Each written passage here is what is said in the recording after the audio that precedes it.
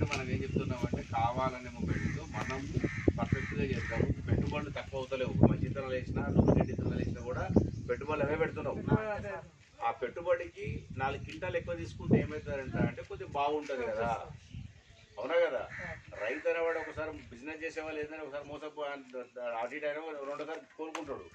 రైతు అనేవాడు ఒకసారి మోసపోయి కిందకి డౌన్ అయితే 3 సంవత్సరాల వరకు కోలుకోని పరిస్థితి. పైసలు రావు. ఎట్లా వస్తాయి చెప్పు. వ్యవసాయం చేయాలి, వండితేనే వస్తాయి. అదే మిర్చికి మిర్చి వేస్తే 3 సంవత్సరాల కాలంలో ఏమొస్తుంది చెప్పు. అందుకు నేను ఏమంటున్నానంటే వేసే విత్తనాలు మంచి వాడండి. ఇంకోటి ఏం ప్యాకెట్ తీసుకున్నారో డూల్ బరాబర్ తీసుకోవాలి. అది తీసుకుంటే అడగనీకి ఉంటుంది. ఈ విత్తనాలు వేసిన నాకు లెక్క ఉంటుంది. నాకు కూడా ఏంటంటే ఏ విత్తనం వేసినప్పుడు ఈయనకి ఏమి ఇచ్చింది నాకు కూడా ఉంటుంది కదా. నువ్వు నమ్మకం మీద సార్ నేను నమ్మినా సార్ నమ్మకు. నువ్వు నమ్మినా కూడా ఒక పేపర్ అయితే తీసుకో. బిల్లు లేకుండా ఏ విత్తనాలు కొనకండి. నేను కూడా బిల్లు లేకపోతే నన్ను కూడా కొనకు. నేను చెప్పేది పెద్దనా, డూప్లికేట్ బిల్లులో లైసెన్సులు ఉండవు, గవర్నమెంట్ పర్మిషన్ ఉండదు, డూప్లికేట్లు ట్యాక్స్ ఉండదు. దేనికో బాగా చెప్తా, GST bill, tax bill, invoice bill అన్నీ కల్పిస్తున్నాం. ఎందుకంటే అంటే ఎక్కడైనా చెక్ చేసుకో. ఇప్పుడు మీ ఊర్లోకి ఒక అగ్రికల్చర్ ఆఫీసర్ వచ్చిందంటే కూడా అయ్యా ఇగో నేను చెప్పేది నువ్వు ఈ ప్యాకెట్ తీసుకొని వచ్చిన ఇది కరెక్టా కాదా మీరు చెక్ చేయండి. అదే డూప్లికేట్ వచ్చిందనుకో, డూప్లికేట్ కూడా మీరు అంటే మీకు తెలియకపోవచ్చు, అది కూడా చూపించండి. అర్థమవుతుందా. అది కూడా చూపించండి. చూపిస్తే ఏమవుతుందంటే వాళ్ళ క్వాలిటీ వాళ్ళు కూడా చెక్ చేస్తారు. ఈ కంపెనీ ఎక్కడి నుంచి వచ్చింది, ఏమొచ్చింది, ఏందని వాళ్ళు కూడా చెక్ చేస్తారు. కాబట్టి ఆ మూమెంట్కి రావాలి ఖచ్చితంగా. అర్థమవుతుంది కదా. ఇప్పుడు ఏమంటారంటే ఏదో గుడ్డిగా ఊర్లోకి వచ్చిర్రు, ఆటోలు తీసుకొచ్చారు, అమ్మిర్రు, 100 రూపాయలు తక్కువ అంటే 100 కాదు 50 కూడా తక్కువ అమ్ముతారు, 100 200 తక్కువ అవుతారు. దాన్ని పెట్టుబడి పెట్టేది ఎకరాకి 20 రూపాయలు, దానికైనా కదా పెడితే ఇది పంట పంటని ఎందుకుంటావు.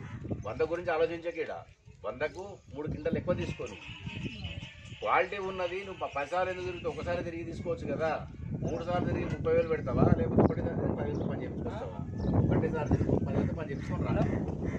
వేసే విత్తనం మంచి విత్తనాలు వేయమంటారు. నేను ఏదైనా కూడా మనకైతే పత్తి ఉంది, కంది ఉంది, వరి ఉంది, 3 రకాల వెరైటీస్ ఉన్నాయి. దాంట్లో కూడా ఏంటంటే పత్తిలో 10 రకాలు ఉన్నాయి. కానీ మనకు వాతావరణానికి మనకున్న ల్యాండ్కు తగ్గ విత్తనాలు మనకి ఇస్తుంది. కష్టపడే వాళ్ళకి ఏదైనా సరే అంటే ఇప్పుడు ఏంటంటే ఈయనకు పెద్ద ఆయనకు నల్లంటు ఉంటుంది, ఎర్రంటు ఉంటుంది. ఎర్రంటుకు తగ్గట్టు పొలాలకు విత్తనాలకు అది తీసుకోండి, నల్లంటుకు తీసుకోండి.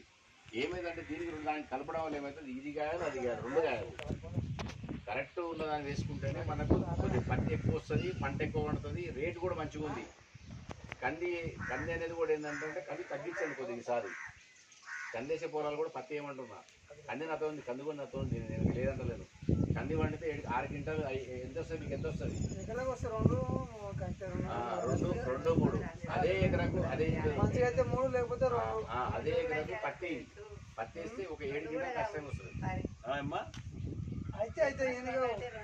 నేను ఏమంటారా అంటే అదే దాన్ని పత్తి వేసేది అనుకోండి, ఒక 6 క్వింటాలు 7 క్వింటాలు అంటే అదే దాన్ని పత్తి వేసేది అనుకోండి. మేము కంపెనీ అవుట్లెట్ గురించి వచ్చినాము. మేము కంపెనీ అవుట్లెట్ గురించి అగ్రికల్చర్ సంబంధించిందే, కానీ కంపెనీ అవుట్లెట్ విత్తనాల గురించి మేము చెప్తున్నాం.